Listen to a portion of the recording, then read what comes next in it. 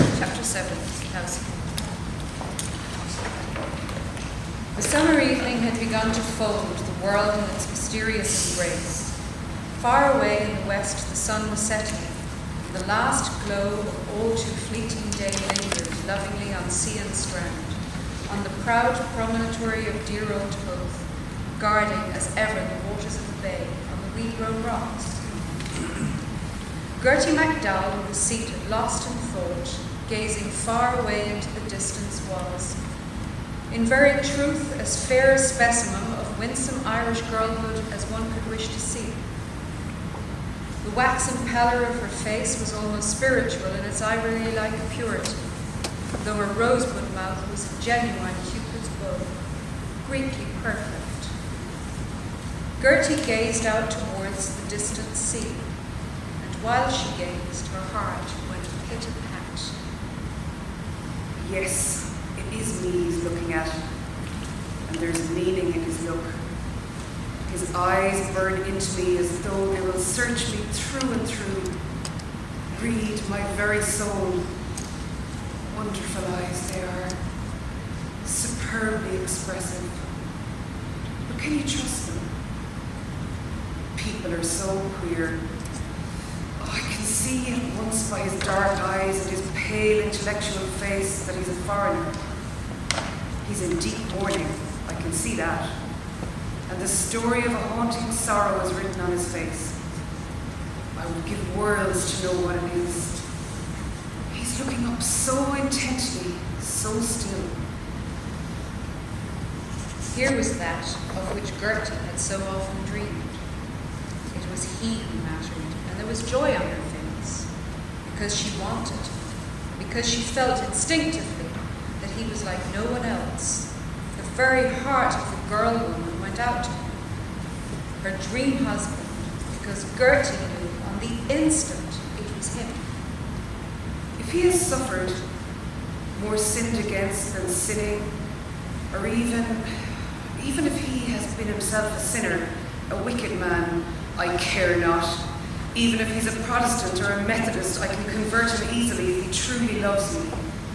There are wounds that want healing with heartban. I'm a womanly woman, not like those other flighty girls, unfeminine he has known, those sightless showing off what they haven't got. And I just yearn to know all, to forgive all if I can make him fall in love with me, make him forget the memory of the past. Then mayhap he will embrace me gently like a real man, crushing my soft body to him, and love me, his ownest girlie, for myself alone. Gertie could see. Gertie could almost see the swift, answering flash of admiration in his eyes that set her tingling in every nerve. She put on her hat so that she could see from underneath the brim, and swung her buckled shoe faster, and her breath caught as she caught the expression in his eyes. He was eyeing her as a snake eyes its prey. Her woman's instinct told her that she had raised the devil in him, and at the thought a burning scarlet swept from throat to brow, till the lovely colour of her face became a glorious rose. His eyes that were fastened upon her set her pulses tingling.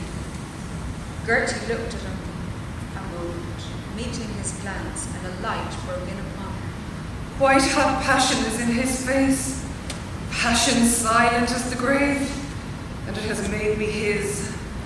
At last we're left alone without the others to pry and pass remarks, and I know he can be trusted to the death, steadfast, a sterling man, a man of inflexible honour to his fingertips. She leaned back far to look up where the fireworks were, and she caught her knee in her hand so as not to fall back looking up, and there was no one to see. Only him and me. When Gertie revealed all her graceful, beautifully shaped legs like that, supplely soft and delicately rounded, and she seemed to hear the panting of his heart, his hoarse breathing, because she knew too about the passion of men like that, hot-blooded. And she saw a long Roman candle going up over the trees, up, and in the tense hush they were all breathless with excitement, as it went higher and higher, and she had to lean back more to look up after it. High, high, almost out of sight, and her face was suffused with a divine and entrancing blush from straining back, and he could see her other things too. Nainsook knickers, fabric that caresses her skin. And she saw that he saw, and it went so high, it went out of sight for a moment, and she was trembling in every limb from being sent so far back, and he had a full view high above her knee, where no one ever, not even the swinger, waded, and she wasn't ashamed, and he wasn't either, to look in that immodest way like that, and he kept on looking and looking. She would fain have cried to him chokingly, the cry of a young girl's love, as little strangled cry, wrung from her, that cry that has rung through the ages. And then a rocket sprang and bang, shot blind blank, and oh, then the Roman candle burst. And it was a sigh of, oh. And everyone cried, oh, oh, in raptures, and it gushed out of it like a stream of grey and gold hair threads, and they shed, and they were all greeny, dewy stars falling with golden. Oh, so lovely. Oh, soft, sweet, soft. Then all melted away, dewily in the grey air. All was silent. She glanced at him as she bent forward quickly, a pathetic little glance of piteous protest, of shy reproach under which he coloured like a girl. What a brute I've been. At it again, a fair, unsullied soul that's called me to me, and wretch that I am. How have I answered?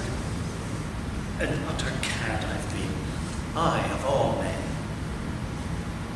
Gertie drew herself up to her full height. Their souls met in a last lingering glance, and the eyes that reached her heart, full of a strange shining, hung enraptured on her sweet flower-like face. She half smiled at him wanly, a sweet forgiving smile, a smile that verged on tears, and then they parted. Slowly, without looking back, she went down the uneven strand. It was darker now, and there were stones and bits of wood on the strand and slippy seaweed. She walked with a certain quiet dignity characteristic of her, but with care, and very slowly because Gertie MacDowell was. Tight boots? No. She's lame. Oh, poor girl. That's why she's left on the shelf. Thought something was wrong by the cut of her jib. Due to beauty, a defect is 10 times worse in a woman. What makes them polite? And I didn't know it when she was on show. Devil all the same. Wouldn't mind. Near her monthlies, I expect. Makes them feel ticklish. Devils they are, that's coming on them. Dark, devilish appearance. Molly often told me feel things a ton weight. It's bad to go with them then. Safe in your way. Funny. My watch stopped at 4:30. Dust. Shark liver oil they use to clean. I could do it myself. Save. Was that just when she, Boylan did, into her? Molly did. Done.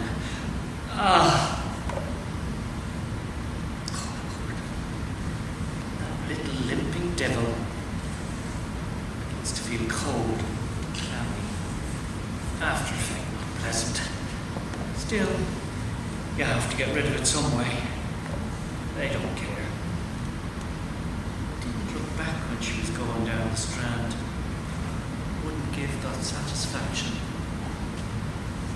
those girls. Those lovely seaside girls. Fine eyes she had. Clear. It's the white of the eye brings that out, not so much the pupil. Did she know what eye? Of course. Like a cat sitting beyond a dog's jump. Darling, I saw all. Lord. Did me good all the same. Off colour after Kieran's stigmas. For this relief, much thanks.